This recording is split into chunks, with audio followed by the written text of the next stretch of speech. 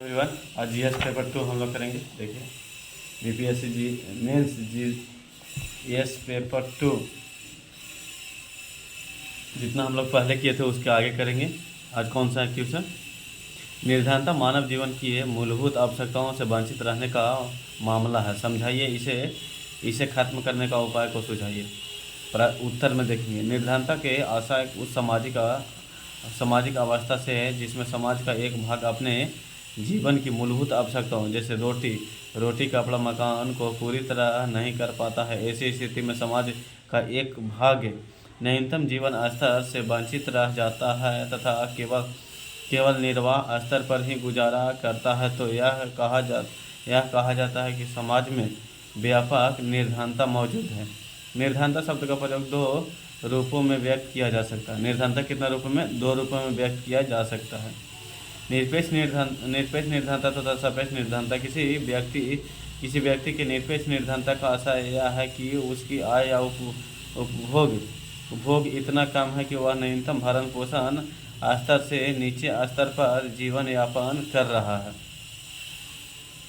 सापेक्ष निर्धनता से आशय आय की विषमताओं से है। जब दो देशों के प्रति व्यक्ति आय की तुलना करते हैं तो उसमें भारी अंतर पाया जाता है।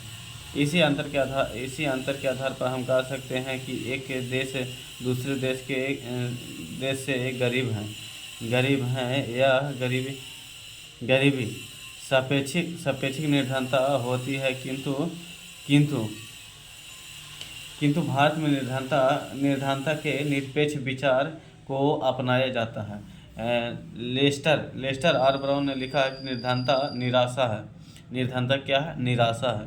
ऐसा पिता जो कि निर्धन देश में उत्पन्न हुआ है, जिसे संयुक्त परिवार का पालन पोषण करना है पर बेरोजगारी की बढ़ती भीड़ में शामिल होता है, जिसके सामने बेरोजगारी की क्षतिपूर्ति की कोई संभावना नहीं है। निर्धनता लालसा है ऐसे किशोर की जो गांव के विद्यालय के बाहर तो खेलता है पर उस विद्यालय में प्रवेश नहीं कर सकता है, क्योंकि उसके माता पिता के पास पाठ्य पुस्तकें क्रय करने के लिए धन नहीं है। निर्धनता उन माता पिता का शौक है जो माटी में मरते अपने परिवार को देख सकते हैं पर इलाज नहीं कर सकते हैं। वर्तमान भारत में निरक्षर, भूखे, नंगे, कुपोषण और निर्धनग्रस्त दो वक्त की रोटी के लिए संघर्ष करते हुए करोड़ों भारतवासियों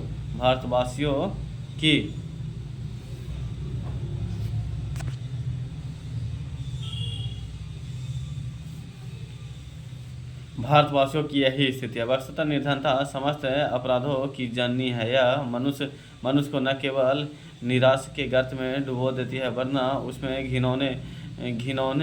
घिनौनी हीनता को भी जन्म देती है। यह दुर्भाग्य की बात है कि जहाँ पश्चिम के अनेक राष्ट्र असीम भौतिक सुखों को प्राप्त करने की दिशा को अग्रसर है, वहीं आज विश्व में लगभग 65.6 करोड़ निर्धनता जनसंख्या का सर्वाधिक लगभग आधा भारत में है और विश्व का हर दूसरा गरीब व्यक्ति भारतीय है।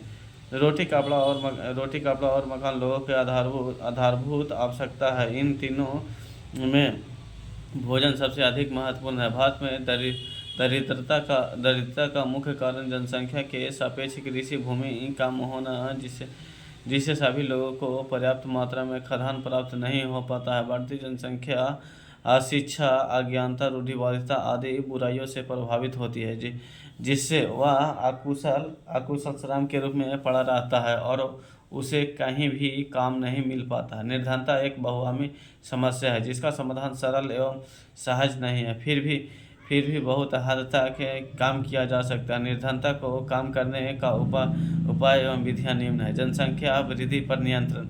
निर्धनता को दूर करने या काम करने का एक प्रभावी उपाय देश की जनसंख्या को नियंत्रित करना है। जनसंख्या नियंत्रण रोजगार के अवसर में वृद्धि करके है, फिर भूमि राजस्व में परिवर्तन करके, अच्छा उसके बाद व्यक्तिगत एवं सामाजिक मूल्यों में परिवर्तित करके, व्यवसाय उन्मुखी शिक्षा में सब जागरण करके, ग्राम सुधारों का योजना करके। अब देखेंगे क्या क्वेश्चन नंबर 2 देखिए। औद्योगिक ढांचे में लघु उद्योग क्षेत्र के महत्व की व्याख्या कीजिए। लघु उद्योग इसे कुटीर उद्योग का भारतीय अर्थव्यवस्था में सदैव से महत्वपूर्ण रहा है। प्राचीन इस काल में भारत में लघु कुटीर उद्योग उद्योग उत्तम गुणवत्ता वाली वस्तुओं का उत्पादन होता है। यद्यपि औपनिवेशिक शासन के अंतर्गत लघु उद्योग क्षेत्र का भी भारी भारी ह्रास हुआ था, तथापि के पश्चात इसका अत्यधिक तीव्र गति से विकास हुआ है। सरकार वे उद्योग छोटे पैमाने पर किए जाते हैं तथा समान रूप से मजदूरों एवं श्रमिक की सहायता से संचालित किए जाते हैं। उद्योग जिनमें 10 से 50 व्यक्ति परिश्रमिक के बदले में काम करते हैं लघु उद्योग के अंतर्गत आते हैं। लघु उद्योग एक औद्योगिक उपक्रम है जिसमें निवेश संयंत्र एवं मशीन में नियमित परिसंपत्ति होती है। लघु उद्योगों का महत्व। श्रम सघन। भारत की जनसंख्या का 68.9% जनसंख्या ग्रामों में निवास करती है। उनके पास पूंजी का अभाव है। लघु या कुटीर उद्योगों के विकास के बिना बहुसंख्यक ग्रामीण की आर्थिक समस्याओं का निराकरण नहीं किया जा सकता है। कम लागत में अधिक उत्पादन। लघु एवं कुटीर उद्योग को कम पूंजी विनियोग करके अधिक उत्पादन प्राप्त किया जा सकता है और साथ ही अधिकाधिक संख्या में बेरोजगार व्यक्ति को अधिकाधिक रोजगार प्रदान किया जा सकता है। आय असमानता में कमी। लघु एवं कुटीर उद्योग आर्थिक शक्ति के केंद्रीकरण को कम करके आय एवं संपत्ति की असमानताओं को कम करने में भी सहायता है तथा आर्थिक गतिविधियों के विकेंद्रीकरण के द्वारा प्रादेशिक असंतुलनों को भी कम करते हैं। अर्थव्यवस्था में योगदान। अर्थव्यवस्था के कुल उत्पादन का लगभग 40% भाग लघु उद्योगों के प्राप्त किया जाता है।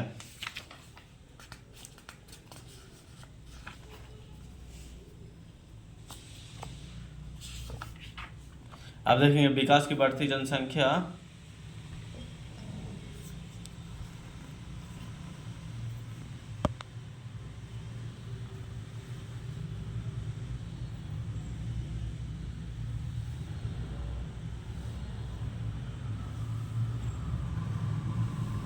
विकास की बढ़ती जनसंख्या प्रमुख बाधक विवेचना कीजिए। विकास। किसी भी देश की आर्थिक विकास मुख्यतः 2 बातों पर निर्भर करती है, प्राकृतिक संसाधन तथा मानवीय संसाधन। वास्तविक में देखा जाए तो आर्थिक विकास में सबसे महत्वपूर्ण योगदान मानवीय संसाधनों अर्थात जनसंख्या का होता है, क्योंकि जनसंख्या आर्थिक विकास का साधन है, नहीं वरना साध्य भी है। जनसंख्या अथवा मानवीय प्रयत्नों के अभाव में किसी भी प्रकार की आर्थिक वस्तुओं एवं सेवाओं का उत्पादन संभव नहीं है। इस प्रकार कहा जा सकता है कि किसी देश का वास्तविक ह्रास उस देश के प्राकृतिक संसाधनों भूमि, पानी, वनों, खदानों या पशुओं में नहीं, बल्कि उस देश के मानवीय संसाधन स्वास्थ्य एवं सुखी पुरुषों, बच्चों एवं स्त्रियों में निहित है। भारत में जनसंख्या की वर्तमान स्थिति बेहद भयावह है तथा इसे जनसंख्या विस्फोट के नाम से जाना जाता है। इस प्रकार विस्फोट ने देश की समस्त विकास योजनाओं को अप्रासंगिक बना दिया है। भारत में अत्यधिक जनसंख्या वृद्धि में अपना प्रभाव आर्थिक, सामाजिक, पर्यावरणीय सभी स्तरों पर डाला है। जनसंख्या की समस्या ने आज देश सरकार तथा प्रशासन के समक्ष गंभीर चुनौती प्रस्तुत कर दी है। यह चुनौती इस विशाल जनसंख्या के लिए भोजन, मकान, कपड़ा, रोजगार, चिकित्सा, शिक्षा आदि उपलब्ध कराने की है। इन आवश्यक आवश्यकताओं की पूर्ति हेतु सरकार यदि कोई योजना वर्तमान में प्रस्तुत करती है तो उसके पूरा होने तक की जनसंख्या इतनी बढ़ चुकी होती है कि संबंधित योजनाओं के प्रासंगिक पर ही प्रश्न चिन्ह लग जाता है। वर्तमान में सड़क, अस्पताल, विद्यालय, रेलगाड़ी, पेयजल सुविधाओं, विद्युत आपूर्ति जैसी बुनियादी सेवाएं जनसंख्या के दबाव के सामने स्वयं को असहाय महसूस कर रही है। जनसंख्या वृद्धि ने रोजगार की स्थिति पर बेहद गंभीर प्रभाव डाला है।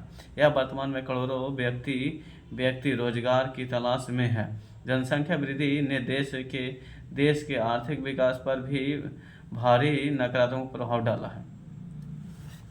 अच्छा, प्रख्यात अर्थशास्त्री कौन है? एडम स्मिथ ने अपनी पुस्तक वेल्थ ऑफ नेशन में लिखा है कि वास्तव में मनुष्य का प्रयत्न तथा योग्यता ही अंततः समस्त आर्थिक वस्तुओं एवं सेवाओं का स्रोत है। देश में उपलब्ध प्राकृतिक संसाधनों का उचित विदोहन करने के लिए आवश्यक है कि देश में जनसंख्या का आदर्श अनुपात हो। भारत में प्राकृतिक संसाधन तथा जनसंख्या के मध्य असंतुलन ने अनेक सामाजिक एवं आर्थिक समस्याओं का जन्म दिया है। तीव्र गति से बढ़ती जनसंख्या ने कृषि पर अत्यधिक दबाव डाला है। फलतः कृषि में नवीन तकनीकी का प्रयोग पूर्ण रूप से नहीं हो पा रही है। साथ ही कृषि योग्य भूमि को धीरे धीरे आवासीय क्षेत्र में परिवर्तित किया जा रहा है, जिसके भविष्य में दूरगामी दुष्परिणाम होंगे। जनसंख्या में होने वाली प्रत्येक वृद्धि देश में बेरोजगारी की समस्या को गंभीरता बना देती है। देश तथा सरकार का संपूर्ण ध्यान इन जनसंख्या वृद्धि जनित समस्याओं के समाधान की ओर लगा रहता है तथा आर्थिक विकास के लिए कुछ करने का समय बहुत कम होता है। जनसंख्या में तीव्र वृद्धि ने देश के पर्यावरण पर घातक प्रभाव डाला है। बढ़ती हुई जनसंख्या के कारण बेरोजगारी में वृद्धि होने से लोगों एवं गांव के शहरों के पलायन में वृद्धि हुई है, जिसके परिणामस्वरूप गांव तथा शहर दोनों में सामाजिक एवं आर्थिक संरचनाओं में बदलाव आया है तथा दोनों स्तरों पर अनेक समस्याएं उत्पन्न हुई। शहरीकरण परिणाम सभी बड़े तथा औद्योगिक नगरों में मलिन वस्तुओं का तीव्र विकास हुआ है तथा औद्योगिक शहर एक बड़े स्लम में परिवर्तित होते जा रहे हैं। उपयुक्त प्रभाव को देखते हुए कहा जा सकता है कि जनसंख्या वृद्धि या जनसंख्या का अत्यधिक घनत्व भारत के गरीबी का मुख्य कारण है, जिसे नियंत्रित करने की अति आवश्यकता है और साथ ही बढ़ी हुई जनसंख्या को तकनीकी रूप से प्रशिक्षित करते हुए देश के विकास में उपयोगी बनाने की आवश्यकता है। क्वेश्चन नंबर 4 अब देखेंगे। क्या देखेंगे? 4, आप कहाँ तक सहमत है कि जनसंख्या का अधिक घनत्व भारत की गरीबी का मुख्य कारण है? जनसंख्या कहाँ तक मतलब है? जनसंख्या घनत्व का अर्थ होता है किसी क्षेत्र विशेष में रहने वाले व्यक्तियों के प्रति वर्ग किलोमीटर औसत संख्या से है। वर्ष 2001 में जनसंख्या के अनुसार भारत में जनसंख्या घनत्व लगभग 324 था, जो 10 वर्षों में 58 प्रति व्यक्ति वर्ग किलोमीटर से बढ़कर 2011 में की जनसंख्या के अनुसार 382 हो गया है। अर्थात जन घनत्व लगातार बढ़ता ही गया, जो देश में बढ़ती जनसंख्या को परिलक्षित कर रहा है। भारत में जब भी निर्धनता के कारणों की चर्चा होती है तो उसमें सबसे मूल कारण जनसंख्या को ही माना जाता है। निश्चित तौर पर भारत में गरीबी के मूल कारणों में जनसंख्या सर्वोपरि है, लेकिन जन घनत्व को गरीबी का मूल कारण मानना उचित नहीं है, क्योंकि अगर भारत तथा विकसित देशों की तुलना करें तो हम देखते हैं कि कोई देश कितने लोगों का पालन पोषण उचित तरीके से कर रहे हैं, तो इस बात पर निर्भर करता है कि उसके प्राकृतिक संसाधन कितने हैं और वह उनका उपयोग करने के लिए किस सीमा तक उन्नत तकनीकी का प्रयोग कर सकता है। या दूसरे शब्दों में कहा जा सकता है कि प्राकृतिक संसाधनों और उपलब्धि और औद्योगिकरण की मात्रा के आधार पर यह निर्धारित किया जा सकता है कि किस सीमा तक उच्च जनसंख्या के उच्च घनत्व का निर्वाह संभव है। जैसे जापान में जनसंख्या घनत्व 345 है, जनसंख्या घनत्व कितना है? 345, जबकि विश्व के सर्वाधिक निर्धन देशों में शामिल अफ्रीका, सहारा के जैसे चाड, युगांडा, बुरुंडी आदि देशों में, जिनका जनसंख्या घनत्व भारत से बहुत कम है, जबकि गरीबी लगभग 80% है। जहां भारत में गरीबी लगभग 25% है, वहीं जापान में यह लगभग शून्य है। इसका मुख्य कारण यह है कि जापान का औद्योगिकरण हो चुका है, जबकि भारत की लगभग 2/3 जनसंख्या प्रत्यक्ष, परोक्ष या अभी भी कृषि पर निर्भर है तथा अफ्रीकी देशों में तो कृषि एवं औद्योगिकरण दोनों में ही अभी भी बहुत पीछे है। अमेरिका जैसे देशों में जीवन स्तर का बहुत ऊंचा होना, आंशिक रूप से अत्यंत अनुकूल मनुष्य भूमि अनुपात और प्राकृतिक साधनों की उपलब्धि पर निर्भर है। इससे आर्थिक विकास की उच्च अवस्था को प्राप्त करने के कारण अमेरिका का जीवन स्तर संभव हुआ है। अगर भारत के राज्यों का जनघनत्व संबंधी तुलनात्मक अध्ययन किया जाए तो पता चलता है कि इन राज्यों में जनघनत्व का अधिक या कम होना निर्धनता के साथ कोई प्रत्यक्ष संबंध नहीं दिखाई देता है। देश में सर्वाधिक गरीबी वाले राज्य जैसे छत्तीसगढ़, उड़ीसा आदि का जनघनत्व केवल केरल, पश्चिम बंगाल आदि के मुकाबले में बेहद कम है। फिर भी केरल मानव विकास सूचकांक में प्रथम है तथा पश्चिम बंगाल में इन राज्यों के मुकाबले में गरीबी स्तर कम है। पंजाब, चंडीगढ़, हरियाणा आदि राज्यों में जहाँ जनघनत्व औसत रूप से 400 से 500 के हैं, जबकि गरीबी का प्रतिशत 8 से 15% के बीच है और प्रति व्यक्ति आय उच्च स्तर पर बनी हुई है। गोवा की जनघनत्व 394 है प्रति वर्ग किलोमीटर है, लेकिन प्रति व्यक्ति आय सर्वोच्च स्तर पर बनी हुई है। अरुणाचल प्रदेश, जिनका जनघनत्व सबसे कम है, अभी भी विकास की दौड़ में पीछे है। हालांकि कुछ राज्यों जैसे उत्तर प्रदेश, बिहार आदि में जनसंख्या तथा गरीबी दोनों का संबंध उच्च स्तर पर दिख सकता है, जो आर्थिक संसाधनों पर बढ़ते बोझ को प्रदर्शित करता है और निर्धनता के तमाम उत्तरदायी कारणों का एक कारण हो सकता है। परंतु यदि किसी भी क्षेत्र की जनसंख्या के उत्पादक कार्यों में लगा दिया जाए तो यही जनसंख्या का उस देश के विकास में पर्याप्त बन सकती है। इसका स्पष्ट उदाहरण चीन है, जो विश्व की सर्वाधिक जनसंख्या वाला देश होने के बावजूद भी लगभग एक दशक में विश्व में सर्वाधिक तेजी से विकास करने वाला देश बन चुका है। वर्तमान में भारत का भी यही स्थिति है, जो विश्व में दूसरा सर्वाधिक जनसंख्या वाला देश है। निर्धनता की समस्या का समाधान जनसंख्या घनत्व को सीमित करने में नहीं है, बल्कि उसे उत्पादक कार्यों में लगातार आय सृजन की उसकी संभाव्यता का दोहन करने में निहित है। अतः कहा जा सकता है कि जनसंख्या घनत्व न तो किसी देश की संपन्नता का सूचक है और न ही निर्धनता का सूचक है। इसका में इतना ही रह देते हैं। अब देखेंगे जीएस पेपर 1 में 4 क्वेश्चन कर लिए। अब 4 क्वेश्चन जीएस पेपर 1 से देखिए कर लेते हैं।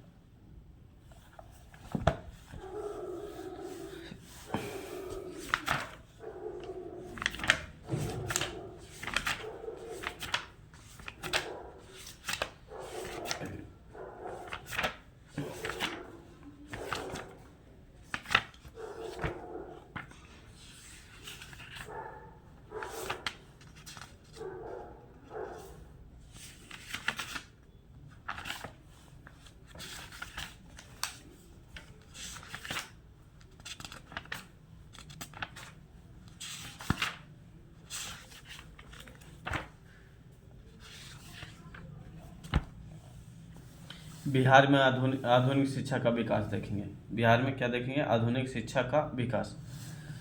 बिहार में पश्चिमी और तकनीकी शिक्षा का विस्तार 1857 से 1957 तक के 1957 तक के बिहार में पश्चिमी और तकनीकी शिक्षा का विस्तार 1857 से 1957 तक के। परिचय देखेंगे 1857 से सत्तावन के बीच बिहार में शिक्षा के क्षेत्र में महत्वपूर्ण विकास हुआ। कब से कब तक? 1857 से 1957 के बीच।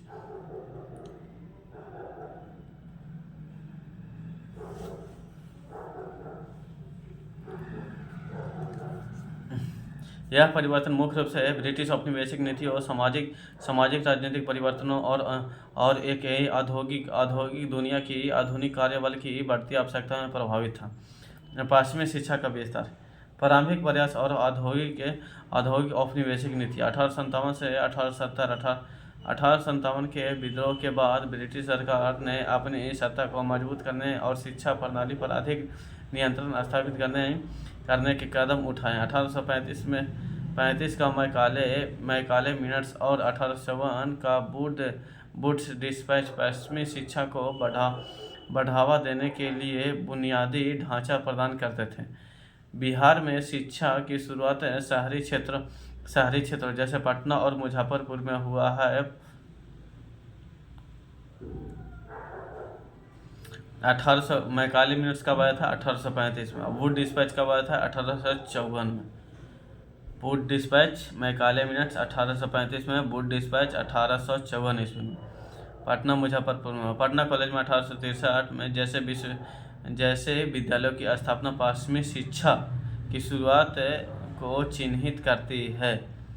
पश्चिमी शिक्षा का विस्तार, शैक्षिक संस्थानों का विकास, फिर राष्ट्रीय आंदोलनों का प्रभाव, विस्तार की चुनौतियाँ, फिर प्रारंभिक प्रयास और औपनिवेशिक नीतियाँ। शैक्षणिक संस्थानों का विकास 1870 से 1900 तक देखेंगे। इस अवधि में ब्रिटिश सरकार ने उन कर्मचारियों और प्रशासनिक सहायकों की एक श्रेणी बनाने का ध्यान केंद्रित किया जो शासन में मदद कर सकते थे। बिहार में पटना विश्वविद्यालय 1917 में स्थापित और सरकारी विद्यालयों की स्थापना की गई। 19वीं शताब्दी के अंत तक के पश्चिमी शिक्षा प्रदान करने वाले स्कूलों और कॉलेजों में काफ़ी बढ़ गए थे। हालांकि ये अभी भी सरकारी क्षेत्रों में सीमित थे। क्या सरकारी क्षेत्रों में सीमित थे? विस्तार की चुनौती, पश्चिमी शिक्षा के विस्तार में बिहार में कई चुनौतियाँ थी, जैसे सामाजिक परंपराएं, बुनियादी ढांचे की कमी और ग्रामीण समाज का दबदबा। इसके अतिरिक्त जातिवाद और आर्थिक पिछड़ापन ने विशेष रूप से महिलाओं और निम्न जातियों के लिए औपचारिक शिक्षा में भागीदारी को रोक दिया। हालांकि सामाजिक सुधार आंदोलनों जैसे राजेंद्र प्रसाद और अन्य नेताओं द्वारा चलाए गए आंदोलन ने इन समस्याओं को संबोधित किया और समावेशी शिक्षा के लिए समर्थन दिया। राष्ट्रीय आंदोलन का प्रभाव 1900 से 1947। क्या? 1900 से 1947।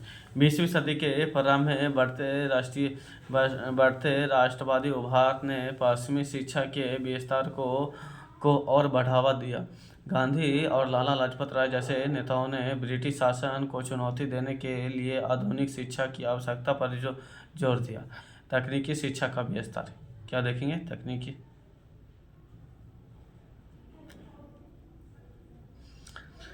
तकनीकी शिक्षा का विस्तार, औद्योगिक और तकनीकी विकास। 1900 से 1947। औद्योगिक के साथ कुशल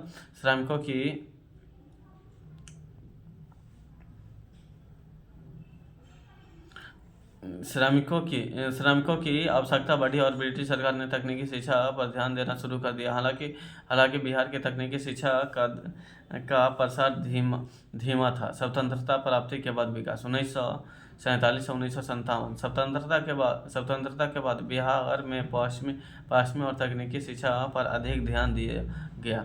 नए कॉलेज, पॉलिटेक्निक और व्यावसायिक प्रशिक्षण संस्थान की स्थापना, साथ ही ग्रामीण शिक्षा का विस्तार और तकनीकी पाठ्यक्रमों की मुख्य धारा की शिक्षा में शामिल करना इस अवधि की महत्वपूर्ण विशेषताएं थी। हालांकि राज्य का औद्योगिकरण उस समय सीमित था, फिर भी कुशल श्रमिकों की मांग ने तकनीकी शिक्षा के क्षेत्र को बढ़ावा दिया। 1857 से 1957 के बीच में पश्चिमी और तकनीकी शिक्षा का विस्तार एक सीमित शहरी आधारित आधारित प्रयास में बदलकर एक व्यापक सामाजिक आंदोलन बन गया जो राष्ट्रवादी आदर्शों से प्रेरित था। हालांकि शिक्षा के विस्तार में कई चुनौती थी। इस अवधि में महत्वपूर्ण शैक्षिक संस्थानों और तकनीकी प्रशिक्षण केंद्रों की स्थापना की गई। पश्चिमी शिक्षा का प्रभाव गहरा था, जिसने बिहार में सामाजिक और आर्थिक परिवर्तनों का मार्ग प्रशस्त किया। हालांकि ग्रामीण आबादी के अधिकांश हिस्से शिक्षा के क्षेत्र में हाशिए पर है। स्वतंत्रता के बाद सभी वर्गों के लिए शिक्षा का एक महत्वपूर्ण सुनिश्चित करने के लिए प्रयास तेज किए गए, जो बिहार के शैक्षिक परिदृश्य में एक नए युग की शुरुआत को दर्शाता है।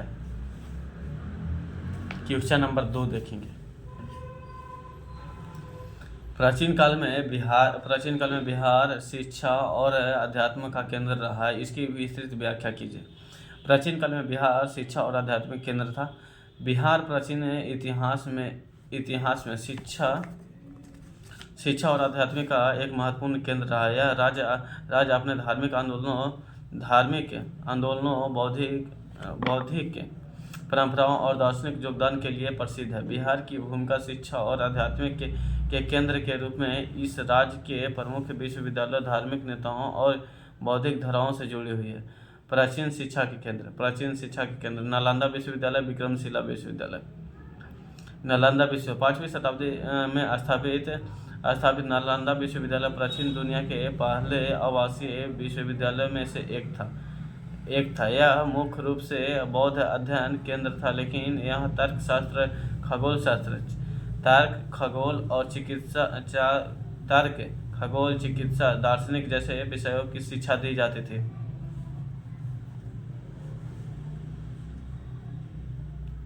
नालंदा ने चीन, कोरिया, जापान और तिब्बत जैसे देशों से आए विद्वान को आकर्षित किया और यह बौद्धिक केंद्र के रूप में प्रसिद्ध हुआ। विक्रमशिला विश्वविद्यालय 8वीं शताब्दी में धर्मपाल द्वारा स्थापित विक्रमशिला भी एक प्रमुख बौद्ध शिक्षा केंद्र था। यहाँ विशेष रूप से तांत्रिक बौद्ध धर्म की शिक्षा दी जाती थी और इसने बौद्ध धर्म के प्रसार में महत्वपूर्ण भूमिका निभाई। अध्यात्म के केंद्र के रूप में बिहार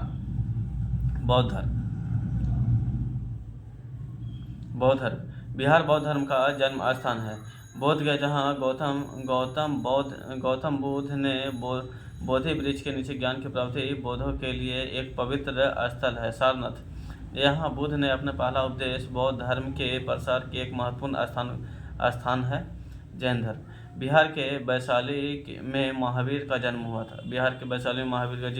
जिनके उपदेशों ने जैन धर्म को फैला। महावीर के सिद्धांत विशेष रूप से अहिंसा और स्वयं पर नियंत्रण भारतीय समाज में गहरे प्रभाव डालते हैं। सूफी और भक्ति आंदोलन, मध्यकाल में बिहार सूफी संतों और भक्ति काव्यों का एक महत्वपूर्ण केंद्र रहा, जिससे सांप्रदायिक सौंदर्य को बढ़ावा मिलता है।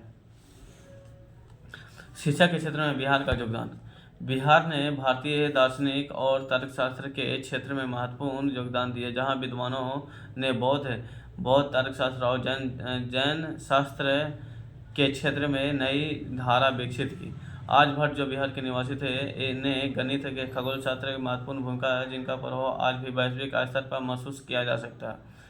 बिहार ने न केवल धार्मिक और दार्शनिक क्षेत्र में, बल्कि गणित और खगोल शास्त्र के क्षेत्र में योगदान दिया। आर्यभट्ट के विद्वानों के कार्य ने भारतीय गणित और विज्ञान की नई दिशा दी। प्राचीन काल में बिहार की शिक्षा और आध्यात्मिक के क्षेत्र में योगदान अधिक महत्वपूर्ण है। नालंदा और विक्रमशिला जैसे विश्वविद्यालय और सारनाथ जैसे धार्मिक स्थल तथा महान दार्शनिक जैसे आर्यभट्ट और महावीर ने भारतीय और वैश्विक विचारधारा पर गहरा प्रभाव डाला। बिहार की ऐतिहासिक धरोहर आज भी भारतीय सभ्यता और बौद्धिक परंपराओं में महत्वपूर्ण स्थान रखती है। क्वेश्चन नंबर 3 देखेंगे जीएस पेपर 1 से। बिहार में 1813 से 1947 के पश्चात शिक्षा के विकास की विवेचना कीजिए। प्राचीन काल में शिक्षा के क्षेत्र में बिहार की एक विशिष्ट पहचान रही। आधुनिक काल में के पश्चात शिक्षा का विकास ब्रिटिश सरकार की मिशनरियों तथा भारतीय संस्थानों के माध्यम से आरंभ हुआ। इस काल में 19वीं शताब्दी के दूसरे दशक से बिहार के पश्चात शिक्षा के क्षेत्र में प्रगति हुई। इसके अंतर्गत शिक्षा के क्षेत्र में विभिन्न केंद्रों की स्थापना की गई। पाश्चात्य शिक्षा का उद्देश्य अंग्रेजी भाषा के ज्ञान, विज्ञान एवं साहित्य की शिक्षा का प्रदान करना था। पाश्चात्य शिक्षा के विकास के चरण। पाश्चात्य शिक्षा के विकास के बिहार में 3 चरणों में हुआ। पाश्चात्य शिक्षा प्रथम चरण आरंभिक चरण, द्वितीय चरण आरंभिक चरण उच्च शिक्षा पर जोर दिया गया, तृतीय चरण में तकनीकी एवं विकास पर जोर दिया गया। प्रथम चरण के अंतर्गत बिहार के मुख्य रूप से प्राथमिक शिक्षा तथा उच्च शिक्षा के क्षेत्र में विकास हुआ। विकास के चरण। प्राथमिक शिक्षा के क्षेत्र में। उच्च शिक्षा के क्षेत्र में प्राथमिक शिक्षा का विकास 1833 के चार्टर एक्ट तथा मैकाले शिक्षा पाती के लागू होने के साथ हुई। मैकाले प्रस्ताव के अनुसार 1835 में पटना में एक जिला स्कूलों की स्थापना की गई। इसके साथ ही भागलपुर, आरा, पूर्णिया, छपरा, मुजफ्फरपुर, देवघर, हजारीबाग आदि जगहों पर जिला स्कूलों की स्थापना की गई। बिहार में उच्च शिक्षा क्षेत्र में 1857 का बुद्धिस्ट घोषणा पत्र के अंतर्गत विकास का आरंभ हुआ। इस दिशा में 1863 में पटना कॉलेज की स्थापना हुई, जो आगे चलकर मानविकी के क्षेत्र में मील का पत्थर बना।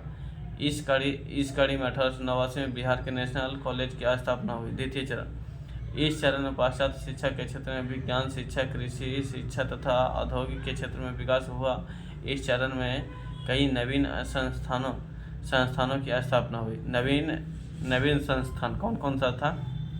Agriculture research centre, experiment form 1930 में, पटना विश्वविद्यालय 1917, पटना साइंस कॉलेज 1927 में। बिहार में कृषि के विकास में पूसा 1903 में हेनरी फिलिप अमेरिका समाज सेवी के अनुदान पर agriculture research centre and experiment form की स्थापना हुई। इसका उद्देश्य कृषि अनुसंधानों को बढ़ावा देना तथा कृषि के क्षेत्र में नवीन औद्योगिक यंत्रों को बढ़ावा देना था। 1917 में पटना विश्वविद्यालय की स्थापना की गई। यह विश्वविद्यालय पश्चिमी तर्ज पर स्थापित बिहार का पहला विश्वविद्यालय है। विज्ञान संबंधी उच्च शिक्षा के लिए वर्ष 1927 में स्वतंत्र विद्यालय की तरह पटना साइंस कॉलेज की स्थापना हुई। तृतीय चरण। इस चरण में मुख्य रूप से स्वास्थ्य एवं चिकित्सा क्षेत्र, पशुधन विकास तथा खनिज संसाधन से संबंधित संस्थानों पर जोर दिया गया। Darbhanga medical college, Patna medical college and hospital संस्थान, बिहार वेटनरी कॉलेज स्थापना, इंडियन स्कूल ऑफ माइंस 1926।